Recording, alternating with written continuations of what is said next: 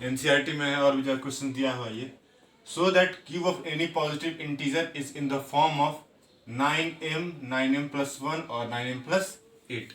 आज इसका हम लोग सॉल्यूशन करेंगे। यहाँ पर देखें हम लोग तो बहुत जगह आपको सॉल्यूशन बुक में दिया हुआ रहेगा क्या, तो n इज इक्वल टू ले लेना है हमको 3q+r, ठीक है। लेकिन आप तो बोलेंगे सर यहाँ पे तो आपने बताया था कि जो डिजिट रहता है उसके अकॉर्डिंग हम लेते हैं, इससे हमको लेना चाहिए था क्या, तो n is equal to 9q+r, लेकिन बुक में तो दिया है ये सर, ठीक है। तो देखिए हम लोग ये ले और या ये ले, बात एक ही है। इसमें अगर हम करें तो r का वैल्यू कहाँ से कहाँ तक जाएगा, 0 1 से लेके 8 तक, और यहाँ पर r का वैल्यू 0 1 और 2, ये 3 केस बनेंगे। और अगर हम यहाँ देखें अगर 9q+r, हम यहाँ पर डिवाइड कर रहे हैं n को 9 से ही। अब अगर हम इसको 9 को इस फॉर्मेट में लिख दें, क्या लिख सकते हैं इस फॉर्मेट में, आराम से लिख सकते हैं। तो इसको हम कुछ मान लें अगर, तो क्या आ जाएगा ये 3m+r, मतलब n को हम क्या लेके चले 3m+r लेके चल सकते हैं और इसमें कोई प्रॉब्लम नहीं होगा। यहाँ पर m अगर शो कर रहा है तो m के बदले में यहाँ k ले ले, सुविधा रहेगा। तो हम n बराबर क्या ले रहे हैं 3k+r, मतलब ये फॉर्मेट और ये फॉर्मेट दोनों सेम चीज है, तो हम लोग इसी को फॉलो करेंगे। क्यों, क्योंकि ये 3 स्टेप्स में ये दे देगा और ये भी वही चीज सामने आकर निकल रहा है।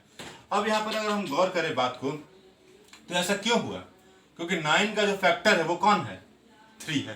तो जब कभी इसी क्वेश्चन में कोई फैक्टर का यूज करेगा तो हम लोग किसी को भी ले सकते हैं, मतलब 3 को ले या 9 को ले, दोनों एक ही चीज है। लेकिन इसको हम लोग थोड़ा अवॉइड करेंगे क्योंकि ये थोड़ा ज्यादा स्टेप खींच सकता है, 8 इसमें स्टेप जाएंगे। तो इसको हम शॉर्ट में ये फॉर्मेट में बदल देंगे, मतलब n इज इक्वल टू हम क्या लेंगे 3q+r, और r का वैल्यू क्या होगा 0 1 और 2। अब आप समझ गए होंगे क्यों हम लोग ये लिए हैं या ये लिए हैं, दोनों एक ही चीज है, दोनों में कोई डिफरेंस नहीं है, ठीक है। चलिए अब आते हैं क्वेश्चन पर। तो केस फर्स्ट बनेगा क्या, तो पहला केस में n का वैल्यू क्या, r का वैल्यू क्या लेना होगा 0, तो n is equal to 3q मिलेगा हमको। अब यहाँ पर क्वेश्चन में है, तो क्वेश्चन में क्या कह रहा है वो, उसका क्यूब, मतलब n का क्यूब। तो n का जब क्यूब किए तो क्या मिलेगा 3q का क्यूब, मतलब 27q क्यूब। इसको हम लोग लिखें इस तरह लिख सकते हैं 9 3 जा 27, 9 × 3 क्यूब। इसको हम कांस्टेंट मान लिए हैं m, तो ये क्या बन गया 9m। पहला फॉर्मेट मेरा शो हो गया। अब केस 2, केस 2 में r का वैल्यू क्या होगा, तो पहला 0 ले चुके हैं, दूसरा केस होगा 1, तो n is equal to 3q+1 होगा। क्या करना हमको है, क्यूब करना, स्क्वायर कहता तो स्क्वायर करते, क्यूब बोल रहे तो क्यूब करेंगे। तो n का क्यूब इज इक्वल टू क्या मिलेगा हमको 3q+1 का whole cube, n cube is equal to, अब इसको हम किस फॉर्मूला पर ब्रेक करेंगे, तो a+b का होल क्यूब। यहाँ पर मैं बता देता हूँ a+b का होल क्यूब का फॉर्मूला क्या होता है, तो ये होता है a³ + b³ + 3ab × a+b। इसको यहाँ पर हम यूज करें तो a के बदले क्या रहेगा, तो 3q का क्यूब प्लस b मेरा 1 है तो 1 का क्यूब 1, 3ab, तो a की जगह 3q, b की जगह 1 और a+b, मतलब a तो 3q है और b 1 है। तो ये क्या बन गया 27q³, इन दोनों को मल्टीप्लाई करो तो 9q × 3q+1, और इस 1 को हम सबसे लास्ट में लिख देते हैं। क्लियर। अब देखिए हम लोग इन दोनों में से कॉमन क्या निकालते हैं, तो 9 को कॉमन निकाल देते हैं, तो क्या बच जाएगा यहाँ से 3q³ + q × 3q+1, और यहाँ का 1 रिमेन रह गया। इसको हम मान लिए हैं कांस्टेंट m, तो ये क्या बन जाएगा 9m+1, जो कि हमारे दूसरे फॉर्मेट को शो कर रहा है। अगर तो केस 3 में r का वैल्यू क्या लेना होगा 2, n क्या बन जाएगा 3q+2। अब क्यूब करेंगे हम लोग क्योंकि क्यूब क्वेश्चन में कह रहा है, तो 3q+2 का होल क्यूब, फॉर्मूला वही रहेगा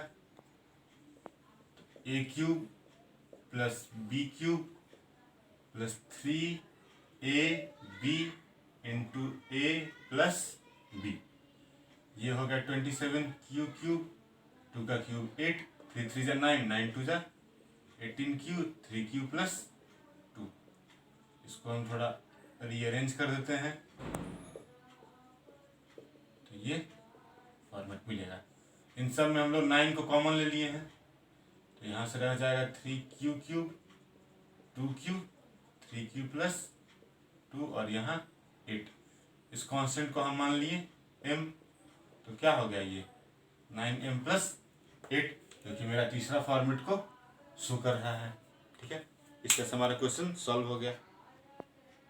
टॉपिक की ओर, इस टॉपिक का नाम है फंडामेंटल थ्योरम ऑफ अरिथमेटिक। ठीक है, ये क्या कहता है, तो any composite number can be uniquely expressed as a product of primes. ठीक है, तो सबसे पहले हम लोग को दो टर्म जानना होगा, पहला कंपोजिट नंबर क्या है और दूसरा प्राइम नंबर क्या है। तो सबसे पहले हम स्टडी करते हैं प्राइम नंबर के बारे में। तो प्राइम नंबर क्या है, तो any number that have only 2 different factors, और जनरली बात करें तो 1 एंड इटसेल्फ, बस। ठीक है, तो कोई भी नंबर जिसका कि केवल और केवल मात्र 2 फैक्टर हो, वही क्या कहलाएंगे, प्राइम नंबर कहलाएंगे। ठीक है ना, जैसे अगर हम बात करें 2 मेरा क्या है, तो ये मेरा स्मॉलेस्ट प्राइम नंबर है। ठीक है, 2 का फैक्टर अगर बात करें, फैक्टर कहने का मतलब वो किस किस के टेबल में आता है, तो 2 किसके टेबल में आएगा, सबसे पहला 1 के टेबल में और फिर वो 2 के टेबल में। 3 के बारे में बात करें तो ये 1 के टेबल में और 3 के टेबल में। 4 का अगर जिक्र करते हैं तो ये 1 के टेबल में, 2 के टेबल में और 4 के टेबल में आएगा। तो ये दोनों का 2 फैक्टर है, तो ये मेरा प्राइम नंबर होगा, ये मेरा प्राइम नंबर नहीं होगा। क्यों, क्योंकि इसके 3 डिफरेंट फैक्टर्स हैं और इसके केवल 2 फैक्टर हैं। तो वैसे नंबर जिनके केवल 2 फैक्टर रहेंगे उसे हम क्या बोलेंगे, प्राइम नंबर, और जिनके 2 से ज्यादा फैक्टर रहते हैं उन्हें हम क्या बोलते हैं, तो कंपोजिट नंबर। तो कंपोजिट नंबर को कैसे डिफाइन करेंगे, तो एनी नंबर हैविंग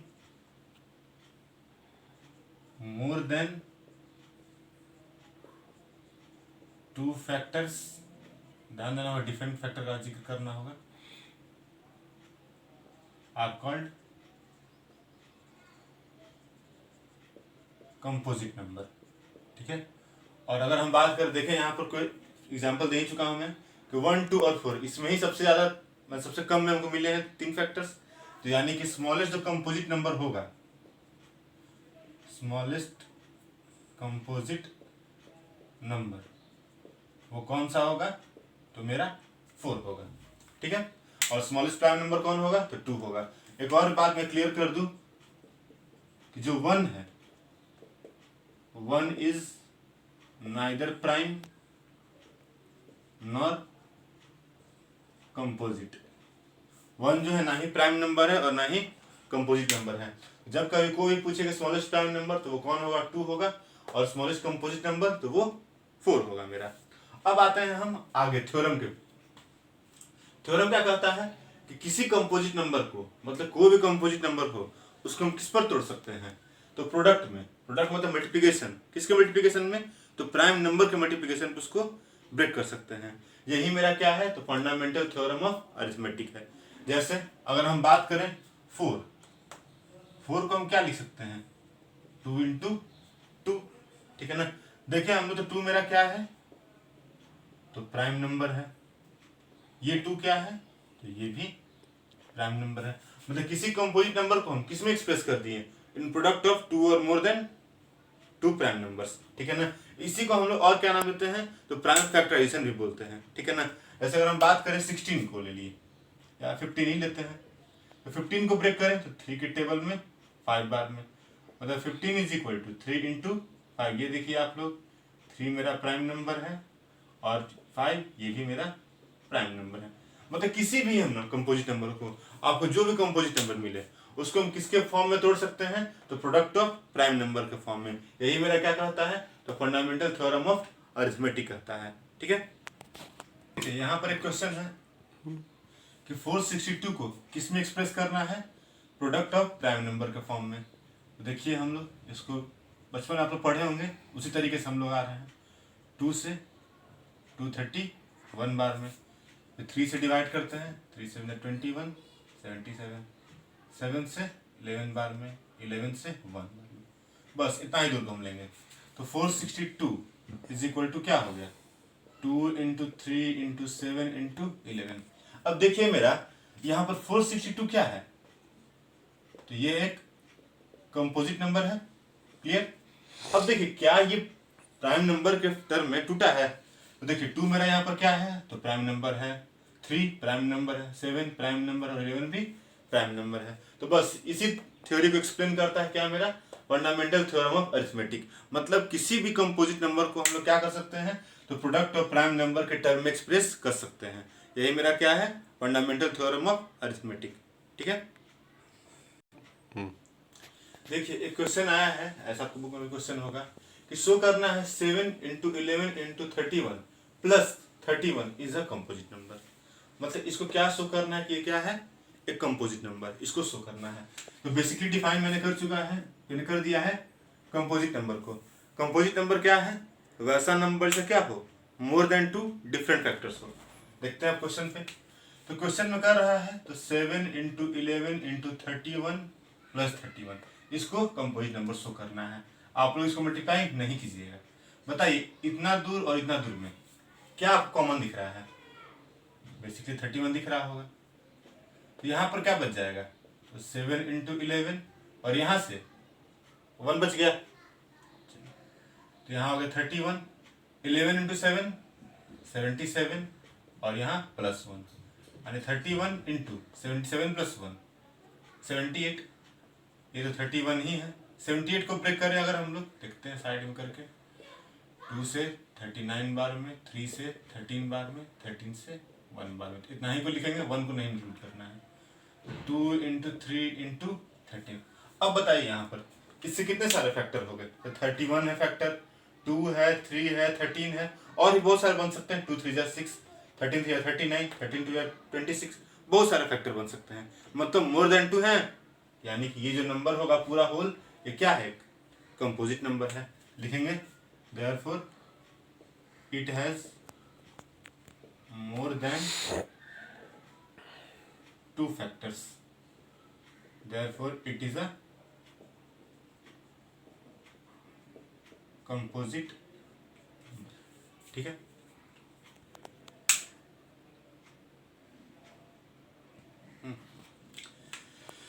देखिए अगला जो कंसेप्ट हम लोग बात करें, अगला टॉपिक जो होगा वो रहेगा concept for number ending with 0।